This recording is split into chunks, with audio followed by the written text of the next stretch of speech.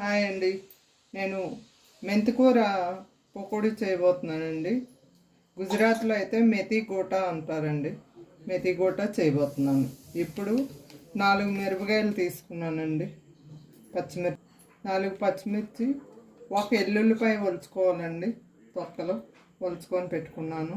1 inch అల్లం, ఈ పచ్చిమిర్చి కట్ చేసి మిక్సీ జార్లో కట్ చేసి వేసుకుంటున్నాను.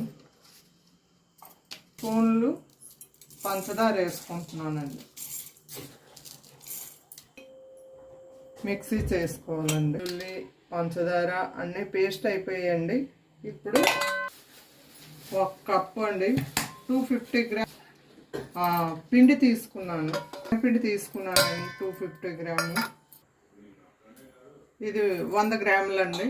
100 గ్రాములు రవ్వ తీసుకున్నానండి, మన ఉప్మా రవ్వ. ఇప్పుడు ఎండుకారం తీసుకుంటున్నానండి, 1 స్పూను. 1/2 స్పూను పసుపు, 1 స్పూను ధనియాల పౌడరు, ధనియాలు, జీలకర్ర, గరం మసాలా అన్నీ కలిపానండి పౌడరు. 1 స్పూన్నర సాల్ట్ తీసుకున్నానండి. మొత్తం అంతా మిక్సీ చేసింది వేసేసుకుంటున్నానండి. మెంతికూర వేసుకుంటున్నానండి. మెంతాకు వేసుకుంటున్నాను. వేసుకున్నానండి. దీంట్లో నీళ్ళు పోసుకోవాలి. కొద్ది గట్టిగా మిక్స్ చేసుకోవాలి. పకోడీకి ఎలా చేస్తామో అలాగే చేసుకొని పెట్టుకుంటే కొద్దిగా ఒక 10-20 నిమిషాలు అలా మనం ఉంచామంటే కొద్దిగా రవ్వ నానిపోతుందండి. నానిన తర్వాత మనం బజ్జీ చేసుకోవచ్చు.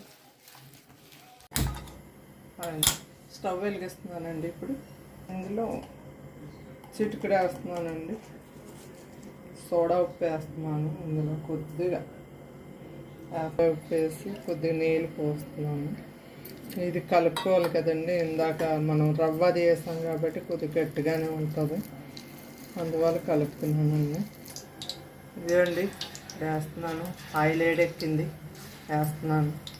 గోటా, మెతి గోటా ఉదయమే తింటారండి ఇక్కడ. గుజరాత్లో ఉదయమే టిఫిన్ కింద తింటారన్నమాట.